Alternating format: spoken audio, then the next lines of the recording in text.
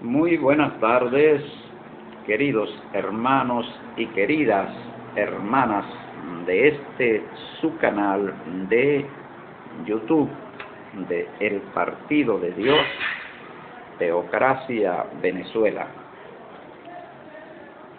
En esta tarde, con un interesante análisis de la palabra de Yahweh. Shalom Aleichem. Vamos a hablar en esta tarde sobre Yahweh, el Dios de la liberación. Se hace presente en la historia de Venezuela.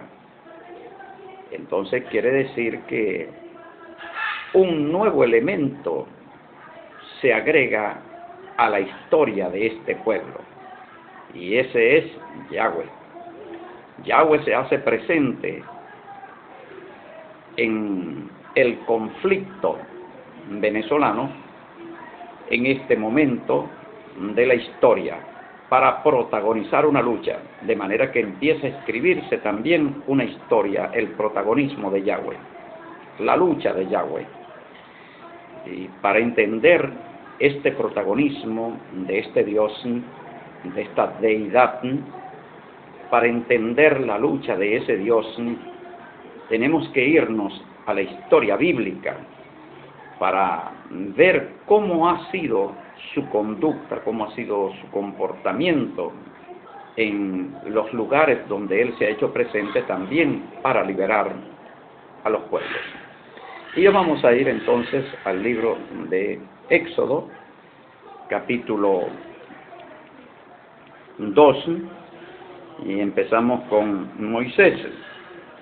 Dice en el verso 11, capítulo 2, verso 11 del libro de Éxodo: en aquellos días sucedió que, crecido ya Moisés, salió a sus hermanos y los vio en sus duras tareas, y observó a un egipcio que golpeaba a uno de los hebreos, sus hermanos.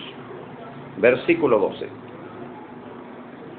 Entonces miró a todas partes, y viendo que no parecía nadie, mató al egipcio y lo escondió en la arena. Aquí vemos la acción de este Moisés. ¿Cómo podemos interpretar estos hechos? Primeramente, Moisés ve la escena, lo que está ocurriendo, el conflicto entre el oprimido y el opresor. El oprimido gime a consecuencia de los golpes, del duro trato del opresor, que se trata de un funcionario del gobierno egipcio, a las órdenes del faraón. Entonces, Moshe escucha la voz del oprimido, siente en su corazón dolor por la opresión que está sufriendo este hombre, y decide no permanecer como un espectador más, sino involucrarse en el conflicto, tomar partido. Eso significa tomar partido, que significa tomar parte, en este caso a favor del oprimido y en contra del opresor. Entonces estamos viendo a un Moisés que es totalmente parcial. Aquí no vemos a un Moisés imparcial, sino parcial. Se parcializa hacia el oprimido y se coloca en contra del opresor. Y en el combate, en la lucha, mata al opresor para liberar al oprimido. Bien, luego Moisés tiene que huir, porque es descubierto estos hechos, y él sabe que no está seguro en territorio egipcio. Pero Yahweh ha visto todo esto, muchos hombres hubo en el pueblo de Israel en ese momento, en ese tiempo. Hombres como Aarón y otros hombres importantes, jefes de familias, jefes de clanes, jefes del pueblo. Pero sin embargo Yahweh no quiere utilizar a ninguno de estos hombres, sino que recuerda a aquel hombre que se parece a él, que ve la opresión, que escucha el lamento del oprimido, que siente dolor por la situación que están viendo sus ojos, que no permanece pasivo, sino que se involucra en el conflicto y toma parte. Recuerda a ese hombre, porque ese hombre se parece a él. Ese hombre es Moisés. Ahora él lo llama para protagonizar la lucha de liberación. Entonces Moshe en este caso es convertido en un Mesías. No digo el Mesías, sino un Mesías. El Mesías que va a librar al pueblo de Israel. Tiene que ser un hombre de un carácter muy fuerte, de una gran fortaleza. No puede tener ninguna debilidad, porque se le van a presentar situaciones muy difíciles y él va a estar actuando desde limitaciones humanas, donde va a tener que echarle manos a cualquier cosa para hacer cumplir las leyes de Yahweh y para hacer que el pueblo pueda obedecer a su mandato. Entonces vemos el caso cuando el pueblo se rebela y hacen el becerro de oro y comienzan a adorarlo. Cuando Moshe ve esto, se llena de ira. Ahora la gente dirá, no, pero ahí pecó. No, Señor, no hay ningún pecado. Él se llena de ira y eso se entiende como indignación ética frente a la injusticia. Yahweh ha sacado a ese pueblo para liberarlo y el pueblo es rebelde contra Yahweh y se opone a sus mandatos. Y se opone a él mismo también, a Moshe, a que él pueda realizar la obra liberadora. Eso lo sufre en carne propia el libertador. Entonces él llama al pueblo y le dice: los que estén por Yahweh y por su ley, colóquense a mi lado.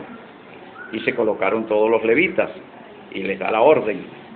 Les dice: cada uno ciña de su espada a su muslo y vaya y santifíquese en sus hermanos.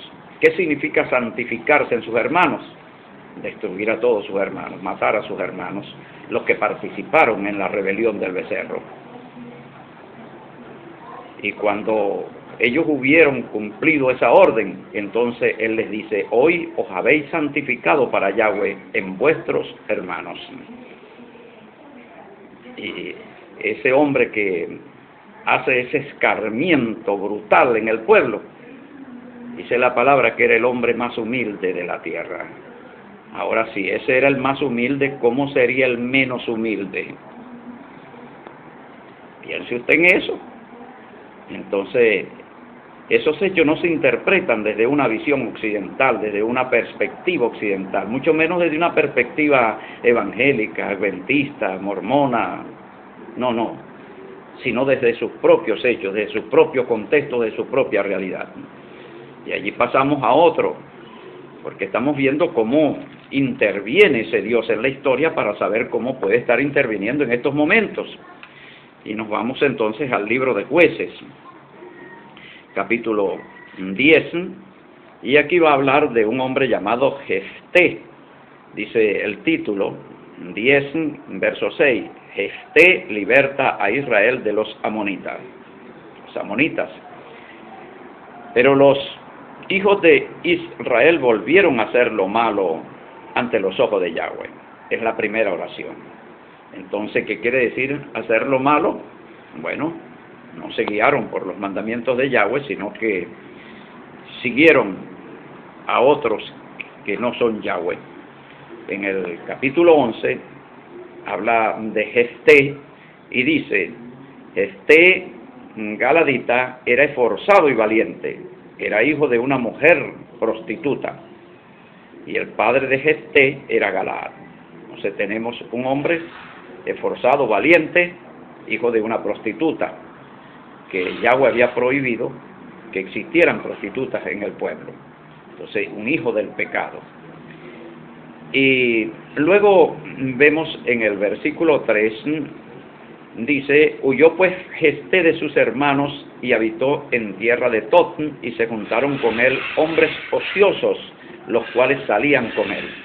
La palabra salían con él significa asaltaban con él, salían a merodear.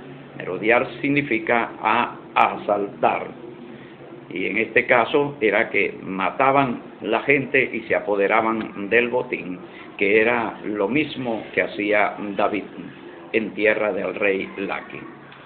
Pero aquí tenemos entonces un hombre que es un delincuente, un ladrón, delincuente, con una cantidad de hombres ociosos, y este hombre es el hombre que Yahweh escoge para libertar a Israel del dominio amonita.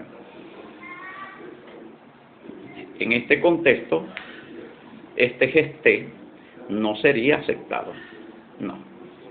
Ninguna de las religiones, ninguna de las iglesias, de los líderes espirituales, de toda esa cantidad de hermanos santurrones y hermanas santurronas, no aceptarían nunca un Jefté. No, ese hombre no puede ser elegido por Yahweh, no, por favor, es un delincuente. Hermano, hermana, Yahweh trabaja con lo mejor que hay, y a veces lo mejor no es lo que parece ser mejor. Muchas veces lo peor para Yahweh es lo mejor. Lo que es peor delante de los ojos de los hombres, en muchos casos resulta ser lo mejor ante los ojos de Yahweh, porque Yahweh conoce el corazón del hombre, sabe la disposición del hombre, y este hombre era un hombre esforzado y valiente, capaz de dar su libertad, su vida, de dar su bien, de dar todo al mandato de Yahweh. Yahweh sabía que esa era su forma, su conducta, su comportamiento, su temperamento, su carácter, y por eso Yahweh no escoge otro sino a ese delincuente. A usted no le gusta el perfil de los hombres que Yahweh escoge, ¿verdad? No son conforme a usted. Sea un poco más humilde, sea capaz de entender a Yahweh. Bien, entonces ahí tenemos este segundo ejemplo. Y vamos al tercer ejemplo, pero no lo vamos a tocar en esta parte, sino en la segunda parte, para que usted pueda con más calma ir analizando, para que usted pueda comprender que ese Yahweh hoy presente en la historia de Venezuela también escoge a un hombre. Y si es un delincuente, si es un ladrón, si es alguien cuyo perfil no califica para usted, eso no le va a impedir a Yahweh utilizar ese instrumento. Este era en ese momento el libertador, el Mesías. Yahweh lo convirtió en Mesías de su pueblo. Ahora vamos a seguir analizando la conducta de Yahweh en aquellos contextos para nosotros poder comprender la conducta de Yahweh en estos nuevos contextos. Que Yahweh nuestro Dios les bendiga. La paz de Yahweh sea con ustedes. Shalom Aleichem. Les invito a visitar nuestro sitio web en internet en www.tobczla.blogspot.com y a suscribirse en su canal de YouTube. Cualquier duda, cualquier sugerencia pueden escribirnos a teocráticosbzla@gmail.com. Hasta una próxima oportunidad.